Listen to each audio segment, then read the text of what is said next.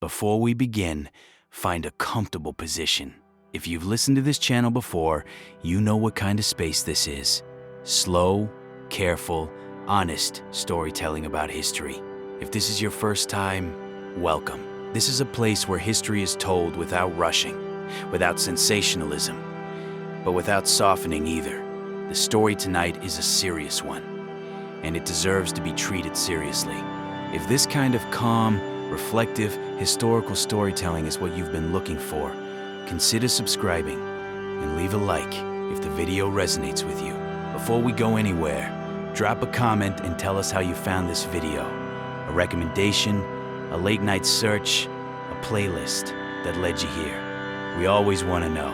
Now, settle in. Turn the lights down if you can, and let's begin. Throughout history, human beings have always been curious about the body, how it works, how it heals, what lives beneath the skin, behind the eyes, inside the beating chest. That curiosity is not a dark thing in itself. It is one of the oldest and most distinctly human impulses, the desire to understand, the desire to reduce suffering, the desire to push back, even a little, against pain and death and the mysteries of disease. But sometimes, throughout a very long history, that curiosity crossed a line. Tonight, we are going to move carefully through the dark history of human experimentation, a story that begins in ancient Alexandria and winds through the Renaissance, through the age of empires, through the most terrible experiments of the 20th century, and eventually towards something that resembles, slowly and imperfectly, wisdom. We are going to talk about what was done in the name of science, who paid the price, and what the world learned, eventually, from the cost. This is not a comfortable story, but it is a necessary one. Let us begin where our recorded curiosity about the human body begins, in the ancient world, where medicine was inseparable from philosophy, religion, and the grinding practical demands of keeping people alive. The ancient Egyptians had a sophisticated understanding of the human body that developed, in part, from their practice of mummification. The embalmers who prepared the dead for the afterlife worked with human remains over generations, developing empirical knowledge of internal anatomy, of the organs, of the structure of the human frame. That was not easily available elsewhere. The Edwin Smith Papyrus, one of the oldest surviving medical documents in the world, dating to around 1600 BCE, but likely drawing on material centuries older, describes 48 clinical cases, wounds, fractures, dislocations, with an attention to observation and examination that feels surprisingly modern.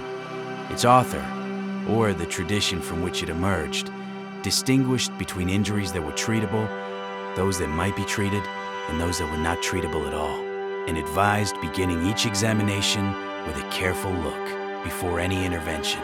This was not experimentation in the scientific sense, but it was careful, systematic observation of the body, and it left a record. In ancient Greece, the philosophical tradition that gave us Hippocrates also gave us the beginnings of something recognizable as clinical medicine. Hippocrates of Kos, who lived in the 5th century BCE, argued against the supernatural explanations for disease that had dominated before him. Disease was not a punishment from the gods. Disease was a natural phenomenon with natural causes.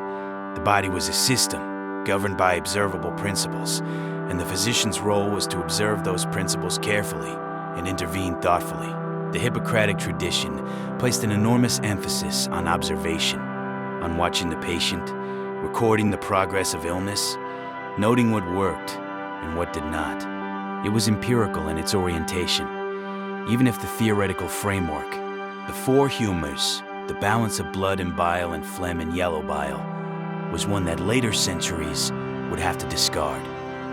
But Greece had a problem that constrained medical knowledge for centuries. The Greek world had strong religious and cultural prohibitions against the dissection of human bodies. The dead were sacred. To cut open a corpse was to violate something essential about the relationship between the living and the dead, between the human and the divine. As a result, the detailed anatomical knowledge that would later revolutionize medicine was largely inaccessible to Greek physicians. They worked from the outside, from observation and inference, from their limited experience with wounds and the occasional dissection of animals. The interior of the living human body remained, for most of Greek history, largely unknown. Then, for a brief and extraordinary period, something changed. Alexandria in the 3rd century BCE was one of the most remarkable cities in the ancient world. Founded by Alexander the Great in around 332 BCE and developed by his successors, the Ptolemaic rulers of Egypt, Alexandria was built deliberately as a center of scholarship and learning. The Ptolemies funded the Great Library of Alexandria, and they also funded the Mauseon, a kind of research institution, attracting scholars from across the Greek-speaking world. In this environment, something happened that would not happen again in Western medicine for nearly 1,800 years. Human bodies were dissected systematically, scientifically, in the pursuit of anatomical knowledge. The two physicians at the center of this story are Herophilus of Chalcedon, who lived from around 335 to 280 BCE, and his slightly younger contemporary, Erasistratus, born around 304 BCE. Herophilus is often called the father of anatomy, and the title is not unearned. He performed what later scholars estimate to have been at least 600 dissections of human cadavers, the first systematic human dissection in the history of Western medicine. What he learned from those dissections was extraordinary. He distinguished between arteries and veins. He identified the brain as the seat of intelligence, not the heart, as most Greek thinkers had believed. He described the nervous system, differentiating motor nerves from sensory nerves. He named parts of the brain that bear recognizable echoes of his terminology even today. He dissected the eye and described its layers and structures. He studied the liver, the reproductive organs, the duodenum, the first 12 inches of the small intestine, a name he coined from the Greek for 12 fingers, the approximate length of the structure.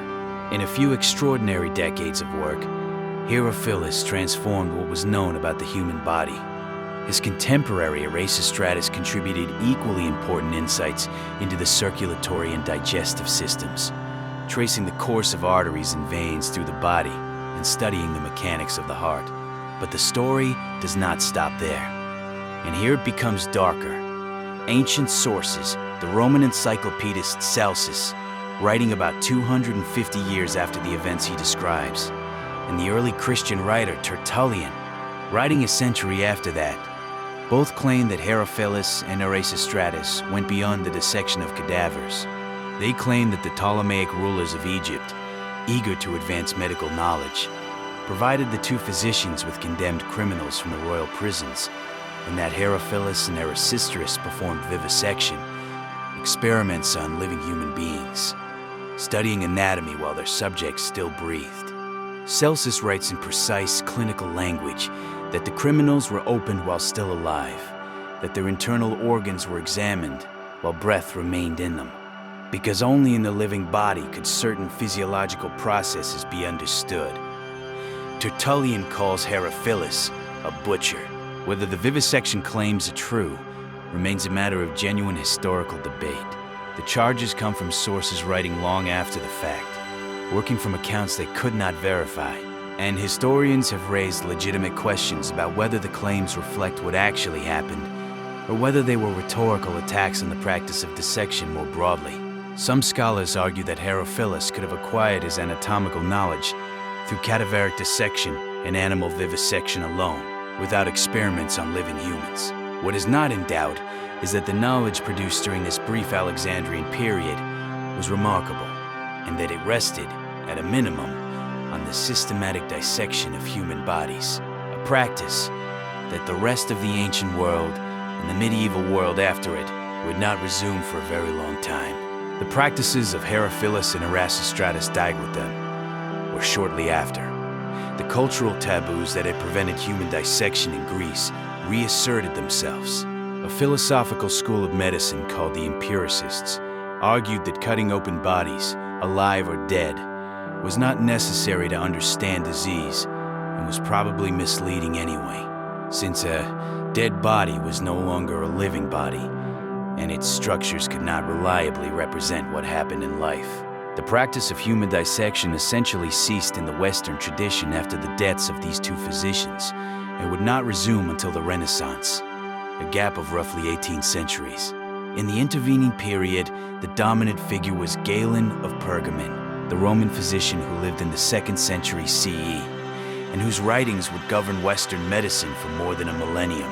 Galen was brilliant, prolific, and deeply influential, and he was also an inveterate experimenter.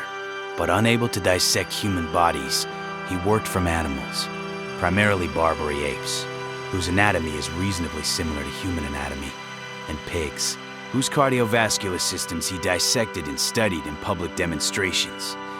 He tied off arteries to prove that they carried blood, not air.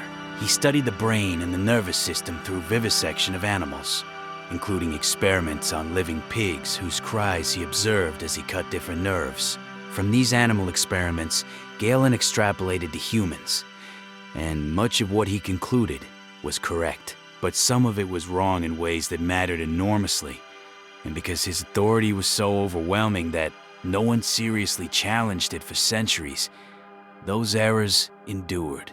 This is one of the earliest and most important lessons in the long history of experimentation, that the knowledge produced depends entirely on the methods used to produce it, and that authority is not a substitute for evidence. The medieval period that followed the fall of Rome is sometimes imagined as a complete break in medical knowledge, 1,000 years of superstition and ignorance before the Renaissance revived the classical tradition. This is not quite accurate. Medieval medicine was limited, certainly constrained by the authority of ancient texts, by the theological framework within which knowledge was interpreted, and by the very real shortage of institutions and resources for systematic inquiry. But it was not without its empirical elements. Physicians observed their patients, they tried things, they noted what happened. The monastic tradition of caring for the sick produced centuries of practical experience with illness and treatment, and the remarkable herb gardens maintained by monasteries across Europe represented a repository of botanical knowledge that had genuine therapeutic value, even when the theoretical explanations for that value were wrong. The surgical tradition, in particular, developed through the medieval period in ways that required a kind of continuous, difficult experimentation. Every time a surgeon opened a wound, set a bone, extracted an arrow, or performed one of the increasingly complex procedures that military medicine and the demands of daily life required, they were working at the edge of what was known. Without anesthesia, without any understanding of infection, each operation was a gamble. Surgeons learned by doing, recorded what they observed, and passed those records on. The Islamic medical tradition, which preserved and extended Greek knowledge in ways that European medicine did not, produced figures like Avicenna, whose canon of medicine gathered and synthesized medical knowledge with an ambition and rigor that would not be matched in Europe for centuries. Arabic surgical texts describe procedures of real sophistication based on careful observation of outcomes.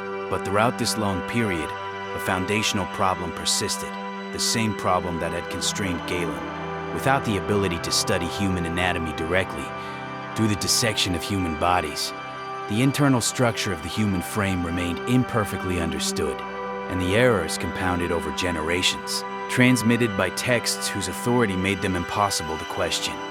The change came with the Renaissance, and it came in stages that were themselves contested and uncomfortable. The practice of human dissection began to revive in medieval European universities in the 13th and 14th centuries, initially through the deliberate policy of particular authorities. The Holy Roman Emperor Frederick II decreed in 1240 that physicians and surgeons must attend a human dissection at least once every 5 years. The University of Bologna began performing dissections for medical students in the late 13th century. These early dissections were formal, ceremonial affairs. A professor would read aloud from Galen's text while an assistant performed the actual cutting, and the anatomy revealed was expected to illustrate the text, not to challenge it. When the reality of the body did not match what Galen had written, it was often the body that was assumed to be wrong. The body was obtained from executed criminals, a source that was legally available and that did not carry the same religious and cultural weight as taking bodies from ordinary graves. The practice was still controversial, still limited, but it had re-established itself within the institutions of formal learning, and over the following 2 centuries, it would grow and deepen in ways that would eventually transform medicine. It was a Flemish physician named Andreas Vesalius who finally broke decisively with Galen's authority. Vesalius was born in 1514 in Brussels, trained at the great medical schools of Louvain, Paris, and Padua, and became professor of anatomy at Padua before he was 24. Unlike his predecessors, who dissected with a text in one hand and treated the body as an illustration of what the text already said, Vesalius looked. He looked without prior conclusions. He was methodical, detailed, and willing to record what he actually found, even when what he found contradicted Galen. In 1543, he published De Humani Corporis Fabrica, on the fabric of the human body, an illustrated atlas of human anatomy so precise, so beautifully realized, and so fundamentally accurate that it remains one of the greatest achievements in the history of science.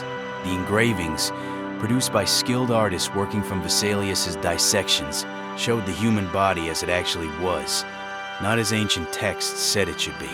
They showed muscles and bones and organs and blood vessels with a fidelity that was entirely new.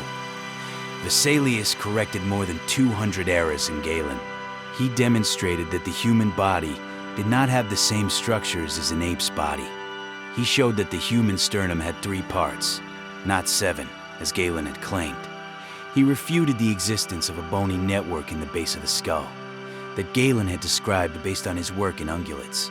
He was attacked for his audacity. Galen's defenders accused him of impiety, of arrogance, of corrupting the medical tradition. But the evidence was there in the plates, laid out for anyone who wanted to look. Public dissections were by this period regular events at major European universities, attended not just by medical students, but by educated citizens who wanted to understand the body, by artists who wanted to know anatomy, by curious members of the public who understood that something remarkable was being revealed. The bodies used were still almost exclusively those of executed criminals, and the legal frameworks governing their use were complex and often cruel in their own right.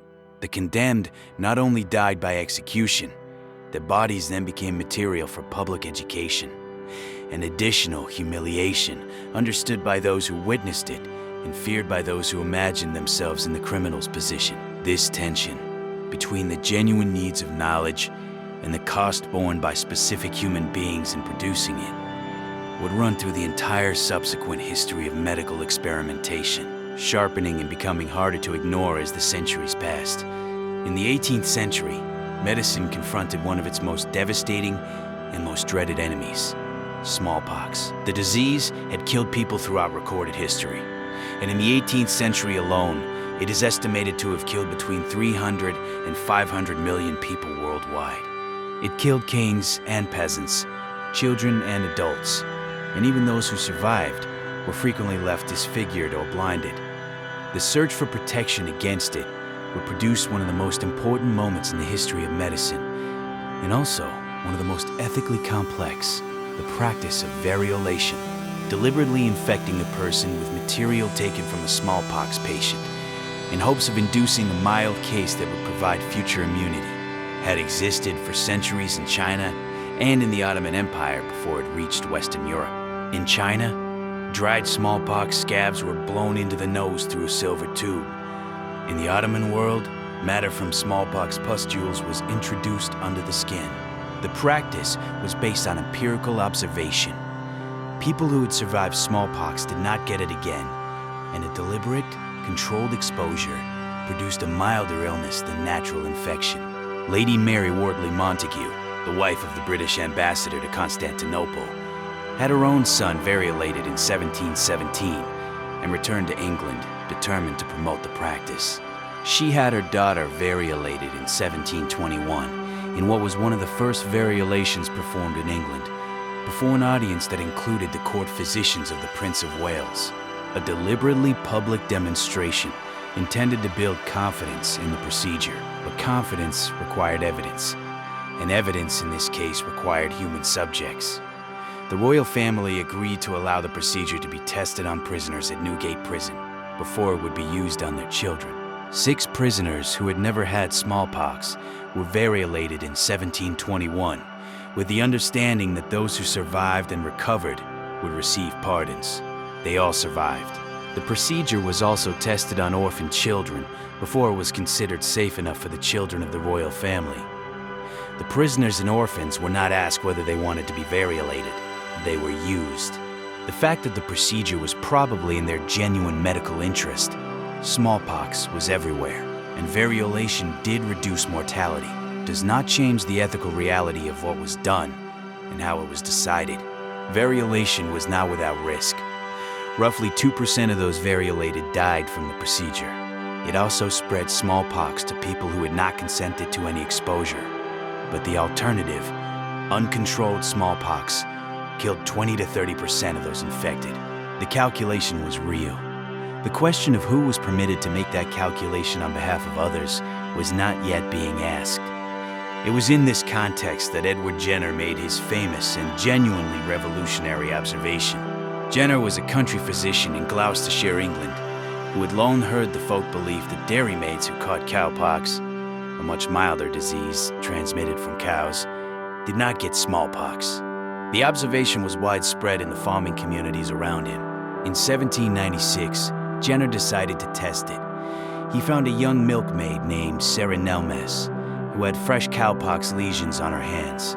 And on the 14th of May, 1796, he used material from those lesions to inoculate an 8-year-old boy named James Phipps, the son of his gardener. James developed a mild fever and some discomfort in his armpit, but recovered completely within a week. 6 weeks later, Jenner deliberately exposed James to smallpox material, the standard test of the period. James showed no sign of infection. He had been protected. The experiment worked. Over the following years, Jenner tested his vaccine on additional subjects, including members of his own family. In 1798, he published his findings, and the response, though not without resistance, was broadly positive. Within 2 decades, his text had been translated into French, Spanish, Dutch, Italian, and Japanese. Napoleon Bonaparte, at war with Britain, nonetheless ordered his armies vaccinated and released British prisoners at Jenner's personal request, reportedly saying that he could refuse nothing to one of the greatest men in history. In 1980, the World Health Organization declared smallpox officially eradicated, the only human disease ever to have been eliminated from the planet. Jenner's epitaph is not inaccurate. It is said that his work has saved more human lives than that of any other person. But James Phipps was 8 years old. He did not choose to be part of this experiment. He was the gardener's son, and the physician used him. The fact that what was done turned out to be the founding act of the greatest success in the history of preventive medicine does not change the fact that it was done without anything we would recognize as consent. Jenner was a careful, thoughtful physician who had reason to believe the procedure would protect James rather than harm him. And his subsequent care for Phipps, he gave James, his wife, and his children a lifelong lease on a cottage in Berkeley, suggests genuine personal regard. But he acted on that assumption without asking. This gap between the genuine intent to help and the assumption that the intent to help authorizes the action would take a very long time to close. The 19th century was the era of expanding empire, and it was also the era in which medicine began to take on the characteristics we would recognize today. Formal institutions, published journals, systematic clinical trials, a growing body of knowledge that was beginning to outpace the individual physician's capacity to absorb it. It was also an era in which the populations most available for experimentation were, systematically, those with the least power to refuse. In colonial settings across Africa, Asia, and the Americas, European and American physicians and researchers conducted studies and experiments on local populations that would not have been permitted in their home countries. Tropical diseases, malaria, yellow fever, cholera, sleeping sickness, were devastating to colonial populations and to the European soldiers and administrators who moved through these territories. The research conducted on these diseases saved lives ultimately in ways that were globally significant. But the experiments were conducted on people who were not asked, on populations that were treated as available material for the advancement of a science that would principally benefit others. The history of experimentation in the American South during the same period carries its own particular darkness. J. Marion Sims, considered the father of modern gynecology, developed the surgical techniques that revolutionized the treatment of vesico-vaginal fistula, a devastating and then incurable complication of childbirth. Through surgeries performed on enslaved black women in Alabama between 1845 and 1849, the women he operated on, including the woman known to history only as Anarcha, underwent multiple operations without anesthesia, which Sims claimed was unnecessary on the grounds that black people were less sensitive to pain, a belief that was entirely false and racially motivated. The surgical technique Sims developed was eventually used to treat all women, and the cure provided was real. The cost was borne entirely by people who had no power to refuse. These patterns, experiments on prisoners, on the colonized, on the enslaved, on the poor, on children, on those whose powerlessness made them available, were not aberrations. They were systematic. They reflected a broader social logic, in which certain lives were treated as more available for the advancement of knowledge than others. And then came the 20th century, and the moment when that logic was pushed to its most extreme and most horrifying conclusion. The medical experiments conducted in Nazi Germany between 1939 and 1945 remain the most documented, most systematically organized, and most extensively prosecuted examples of human experimentation conducted without consent in modern history. They were performed in the concentration camps, primarily at Auschwitz, Dachau, Sachsenhausen, and Ravensbrück, on prisoners who had no choice in the matter, whose survival the experimenters generally did not consider a priority, and who died or were permanently disabled in numbers that represent not a side effect of medical research, but the deliberate use of human beings as consumable materials. The experiments fell into several categories. High-altitude experiments at Dachau placed prisoners in low-pressure chambers, simulating high altitude to study the effects on the human body, primarily for the benefit of the Luftwaffe. Prisoners were left at simulated altitudes of up to 21 kilometers, altitudes at which the human body cannot survive without oxygen, and observed until they died. Hypothermia experiments, also at Dachau, placed prisoners in tanks of ice water or left them naked outside in freezing temperatures, studying how long the body could survive and which rewarming techniques were most effective. Many died during the experiments. Others were killed afterward. Malaria experiments infected prisoners with malaria and tested various drugs and treatments, not to benefit the prisoners, but to serve the needs of German troops in infected territories. Sulfanilamide experiments at Ravensbrück deliberately inflicted wounds on prisoners, cutting their legs and infecting them with bacteria to test the effectiveness of sulfa drugs for battlefield injuries.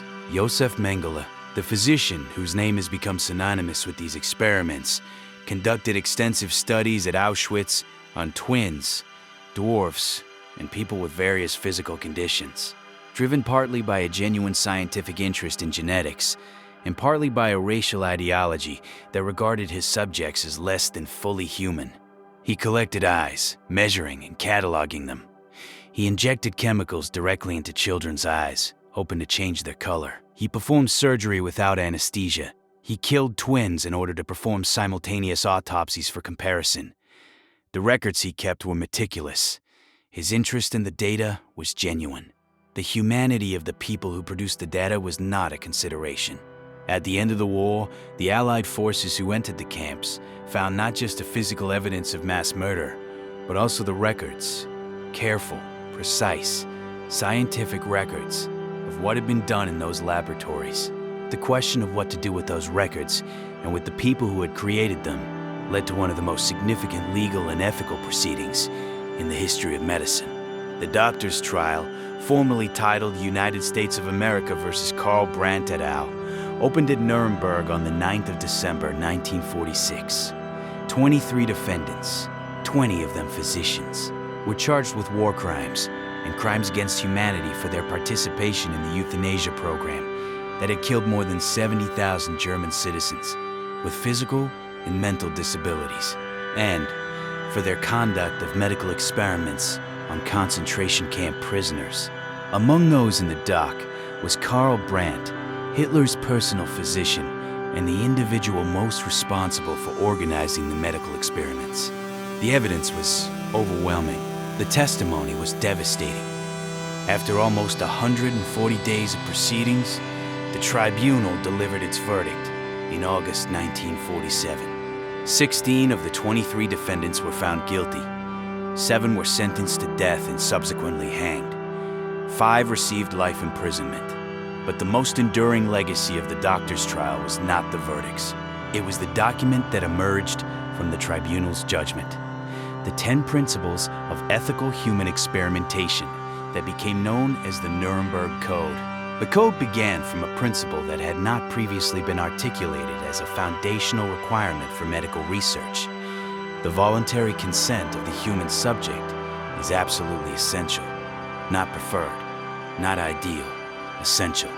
The code went on to specify what this meant in practice, that the person must have legal capacity to give consent, must be free from coercion or deception, must have sufficient understanding of the experiment to make an informed decision.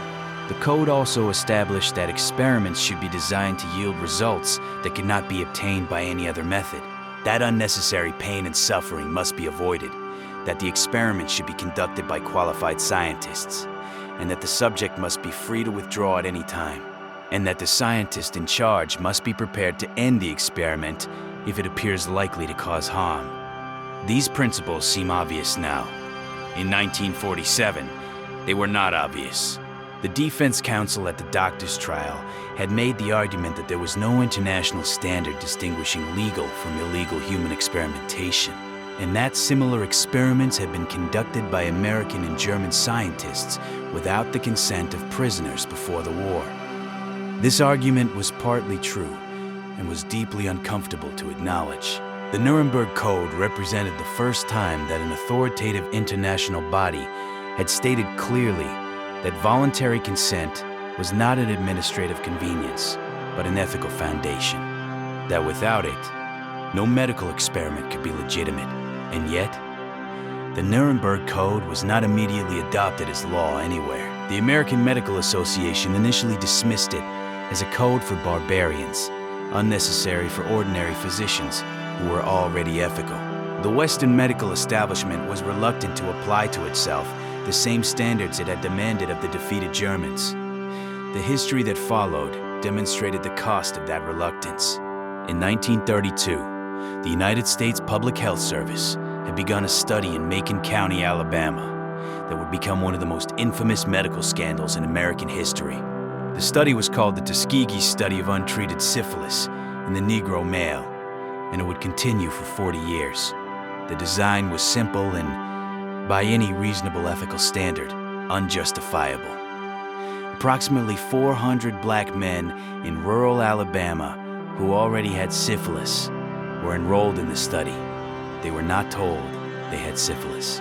They were told they were being treated for bad blood, a vague local term that covered a range of ailments. They were given placebos, aspirin, mineral supplements. They were not treated. The purpose of the study was to observe the natural progression of untreated syphilis through the full course of the disease, to death and autopsy. The men were sharecroppers, mostly poor, many of whom had never seen a doctor before. They were offered free medical examinations, free meals on examination days, and burial insurance. These were genuine incentives in communities where resources were extremely scarce.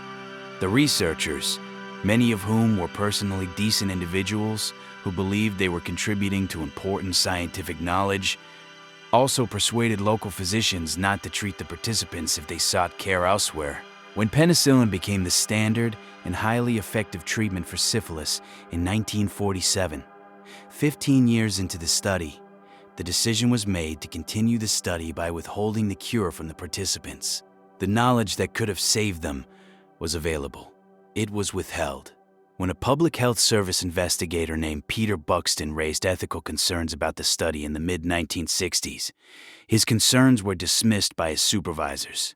He raised them again. They were dismissed again. In 1972, frustrated by his failure to change the study through internal channels, Buxton leaked documents to a journalist friend. On the 25th of July, 1972, the Associated Press published the story. The public outrage was immediate and profound. The study was shut down within months. By that time, at least 28 men had died directly from syphilis. 100 more had died from related complications. At least 40 wives had been infected, and 19 children had been born with congenital syphilis. In 1973, a class action lawsuit was settled for $10 million. In 1997, President Bill Clinton issued a formal presidential apology, an apology offered to the 5 surviving participants, the oldest of whom was 94 years old. The Tuskegee study happened during the decades when the Nuremberg Code existed but was treated as inapplicable to American medicine. It happened to black men in the segregated South, whose powerlessness and whose race were factors in their selection and in the ease with which this study continued unchallenged for so long. It happened not because the researchers were monsters, but because they were embedded in a system that did not require them to ask the questions that would have forced them to stop. The revelation of Tuskegee, combined with growing awareness of other problematic research practices in American medicine during the same decades, accelerated the development of the formal ethical frameworks that now govern medical research. The National Research Act of 1974 established requirements for institutional review of research involving human subjects. The Belmont Report, published in 1979, articulated 3 foundational principles for ethical research: respect for persons, beneficence, and justice, that drew directly on the history of what had gone wrong. The Declaration of Helsinki, adopted by the World Medical Association in 1964 and revised multiple times since, created a set of international principles for medical research that built on and extended the Nuremberg Code. These frameworks are imperfect. They are incomplete. They are actively debated by ethicists, researchers, and regulators.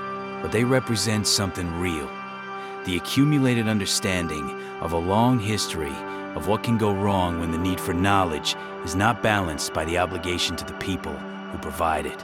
The history of medical experimentation is not only a history of harm, it is also a history of genuine discovery, of suffering reduced, of lives extended, of the slow accumulation of knowledge that has made it possible for millions of people to survive diseases that would once have killed them.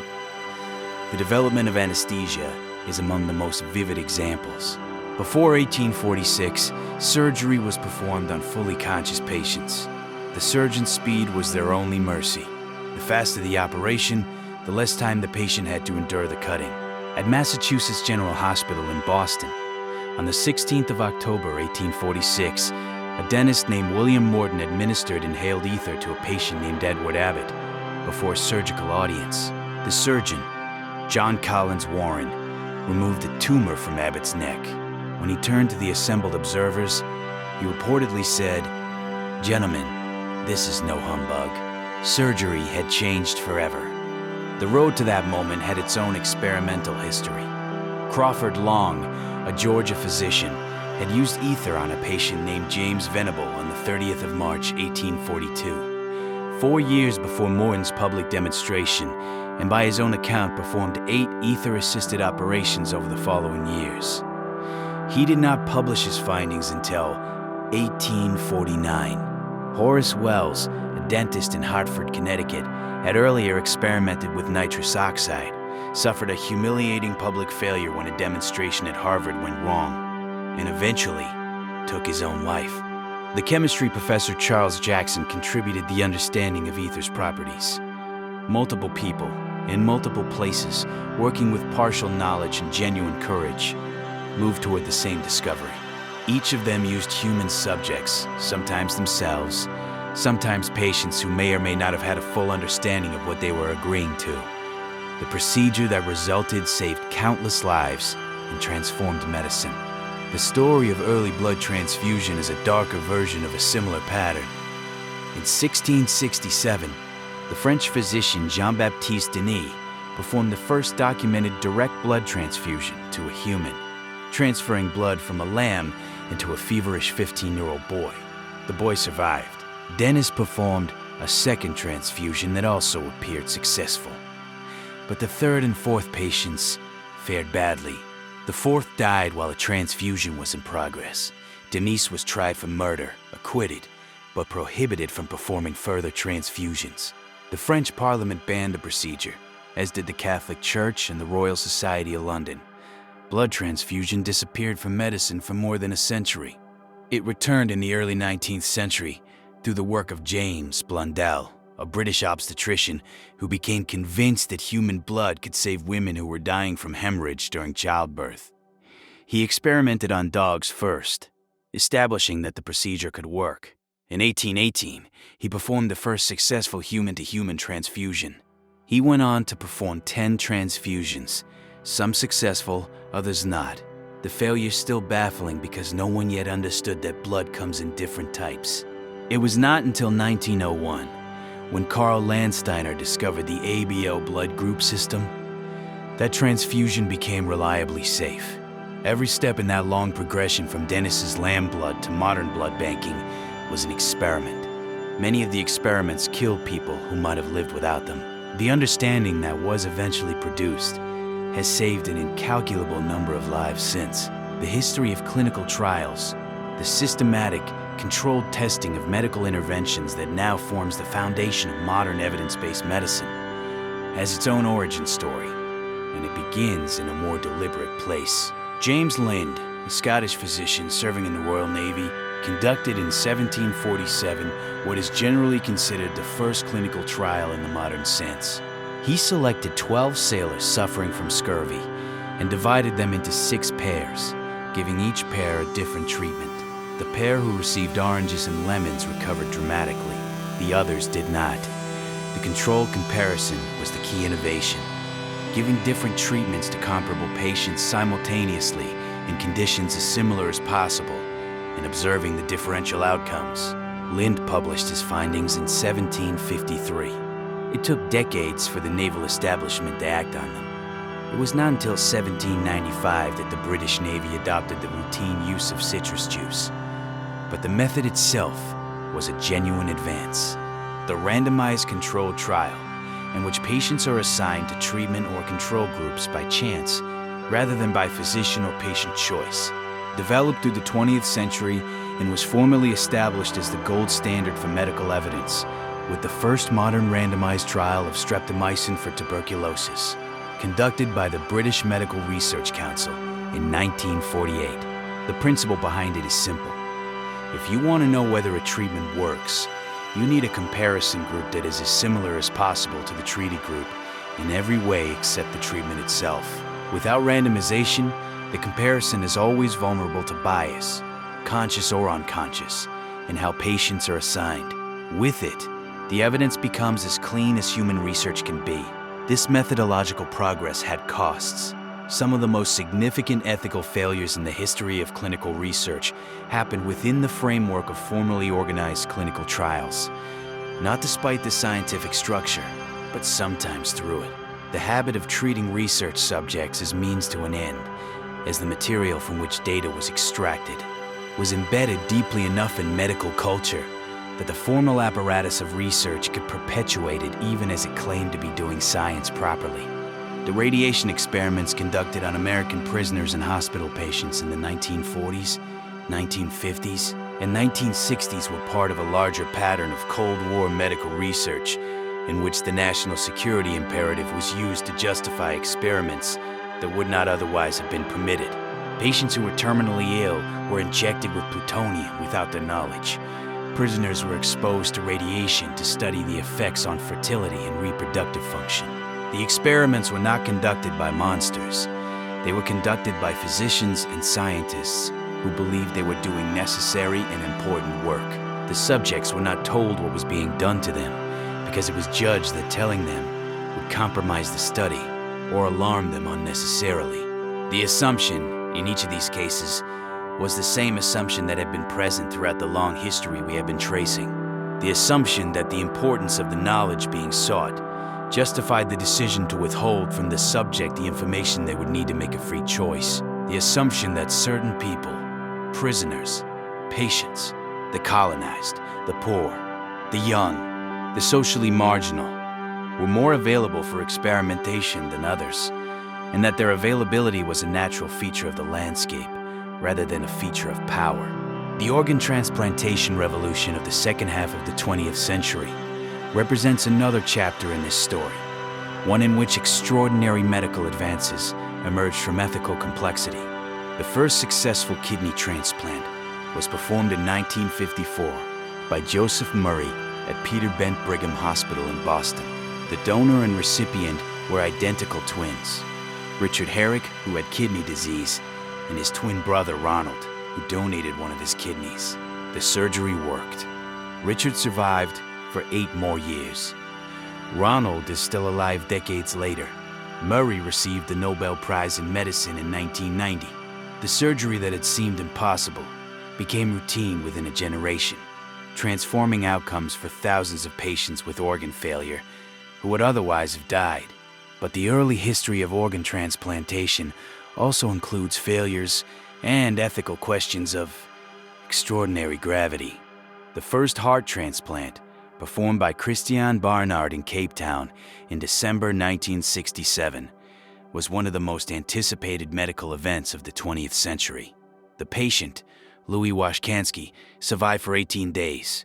The second heart transplant patient survived for 19 months. The procedure attracted enormous attention and generated fierce debate about whether human experimentation of this magnitude, with outcomes this uncertain, was ethically permissible. The pressure to proceed, to attempt a procedure that might save lives, was immense. The uncertainty about what the experience of being the recipient would actually involve, the immunosuppressive drugs, the possibility of rejection, the quality of life after the procedure, was also immense. The patients who consented to these early transplants were consenting to something that had never been done before, and whose real costs they could not fully anticipate. They were brave. They were also, in a real sense, experimental subjects. The framework that now governs medical research in most of the world emerged from this long history through a process that was itself painful and often slow. Institutional review boards, committees that must review and approve research protocols before human subjects can be enrolled, were made mandatory in the United States following the National Research Act of 1974, which was itself a direct response to the revelation of Tuskegee. These boards exist to ask, before research begins, whether the risks are proportionate to the potential benefits, whether the selection of subjects is equitable, whether informed consent procedures are adequate, whether vulnerable populations are being appropriately protected. They are imperfect. They have been criticized for being bureaucratic, for sometimes obstructing genuinely beneficial research, for varying enormously in their rigor across different institutions. But their existence represents a genuine structural change. The institutionalization of the question that should always have been asked, the principle of informed consent, the requirement that a research subject be told the nature, purpose, risks, and potential benefits of the research they are being asked to participate in, and that they agree to participate without coercion, is now the foundational ethical requirement for human research in virtually every country with a formal research infrastructure. It seems obvious. It seems like the minimum. And it is the minimum. But the history we have traced in this story is the history of the world getting, very slowly and at very great cost, to the minimum. There are stories in this history that are not well known, but deserve to be. In the early decades of the 20th century, a physician named Henry Beecher was gathering evidence about the systematic mistreatment of research subjects in American medicine. In 1966, he published a paper in the New England Journal of Medicine that listed 22 examples of published research studies in which subjects had been exposed to serious risks without their knowledge or consent, including studies in which mentally disabled children were deliberately infected with hepatitis virus, studies in which patients were denied effective treatment so that the natural course of their disease could be observed, studies in which prisoners were subjected to experiments whose purpose was never explained to them. Beecher named no names and identified no specific researchers, but the paper was explosive. It demonstrated that the problems were not limited to Tuskegee, not limited to the past. They were ongoing in respected American institutions, published in respected American journals, conducted by physicians who considered themselves ethical practitioners. The history of psychological experimentation has its own uncomfortable chapter in this story. Stanley Milgram's obedience experiments at Yale in the early 1960s, in which ordinary participants were instructed to administer what they believed were increasingly severe electric shocks to another person, revealed disturbing things about human conformity to authority that have shaped the understanding of social psychology for decades. The participants were deceived about the true nature of the experiment. They believed they were participating in a study of learning and memory, not a study of obedience. Many experienced genuine distress during the experiment. The deception was the point. Without it, the experiment could not have worked in the same way. Whether that deception was ethically justifiable remains a subject of genuine debate. Philip Zimbardo's Stanford prison experiment of 1971, in which college students were randomly assigned to be guards or prisoners in a simulated prison environment, had to be terminated after 6 days because of the rapid and alarming escalation of cruelty among those assigned as guards. Again, the psychological costs to the participants were real, whatever the scientific value of what was observed. These experiments produced knowledge about obedience, about the situational determinants of behavior, about how quickly ordinary people can be induced to act in ways that would normally be unthinkable. But they produced it through methods that would not be approved today, and their legacy is a body of rules and norms in psychological research that are far more protective of participants than what existed before.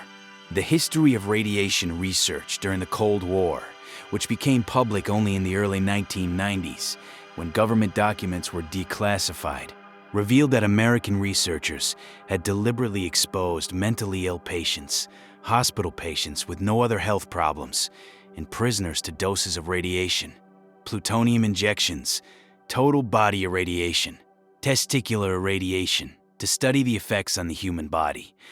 The research was conducted under the protection of national security classifications. The patients were not told what was being done to them.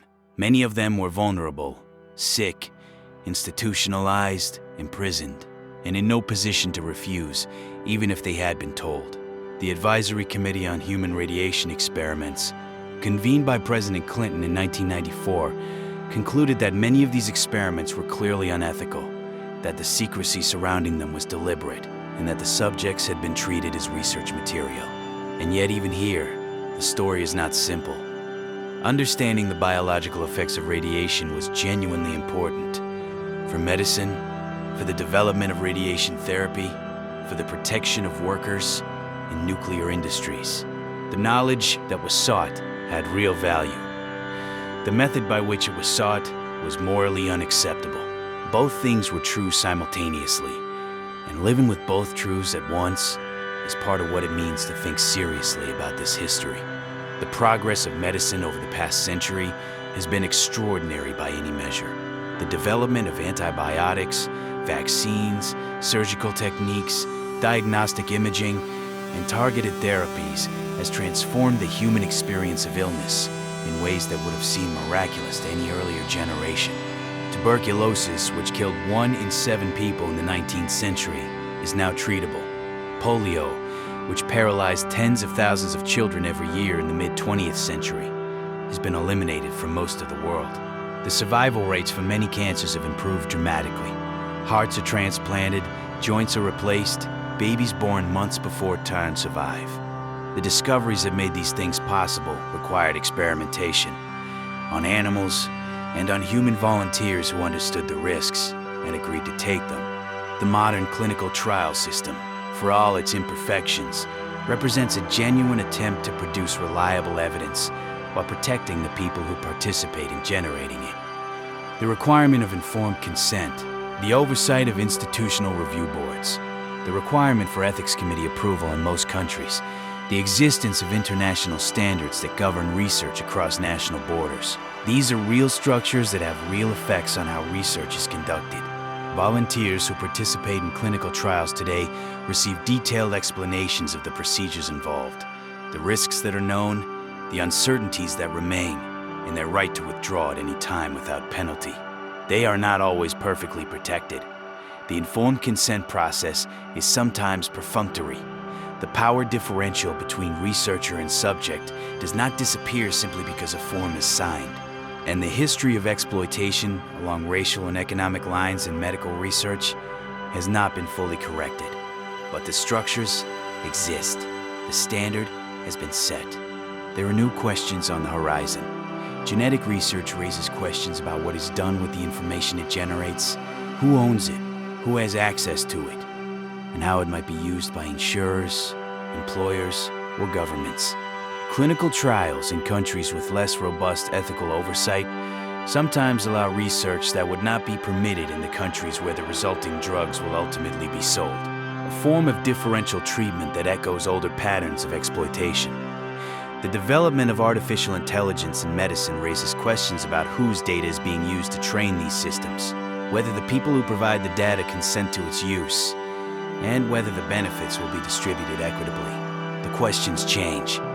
The fundamental ethical issues underneath them remain consistent. Who's being asked to bear risk or cost? Who benefits? Was the decision made with their knowledge and agreement? We are in a better place as a civilization than we were a century ago on these questions. The Nuremberg Code, the Declaration of Helsinki, the Belmont Report, the institution of informed consent as a legal and ethical requirement. These represent genuine moral progress, even if that progress came at an enormous price. The price was paid by people who had no voice in whether to pay it, by prisoners in Alexandrian jails who may or may not have been subjects of vivisection more than 2,000 years ago, by enslaved women on an Alabama plantation in the 1840s, by black men in Macon County who trusted doctors and were betrayed, by children in concentration camps who were used as experimental material by physicians who did not consider them human. Those people deserve to be remembered by name, where we know their names, and by the fact of their existence, where we do not. James Phipps, who was vaccinated as a child. Anarcha, who underwent multiple surgeries without anesthesia. The unnamed men and women of Tuskegee. The named ones too. Charlie Pollard, the plaintiff whose lawsuit became the class action. The concentration camp prisoners whose dignity was taken along with everything else. The history of human experimentation is not comfortable to hold. It contains some of the most important discoveries in the history of medicine and some of the most profound violations of human dignity. Both are true, together, in the same story. The way through is not to choose one or the other, not to dismiss the value of the knowledge because of the cost, nor to dismiss the cost because of the value of the knowledge. The way through is to understand both, to carry both, and to ask always, what would we do differently today, and are we actually doing it? The history of science is filled with discovery and brilliance, with moments of genuine courage, with men and women who pushed into the unknown in the hope of reducing human suffering. It is also a reminder, a serious and permanent reminder, the knowledge must be guided by something beyond the desire to know, by compassion, by the recognition that the person in front of you is a person, not a subject, not a resource, not a means to an end. Progress without humanity is not truly progress. It is simply speed. And the names carved in that long history remind us where speed without humanity goes. If this kind of careful, reflective historical storytelling is how you prefer to end your day, this channel was made for you. Consider subscribing. And if this video found you at the right moment, a like costs nothing but means more than you might expect. Sleep well.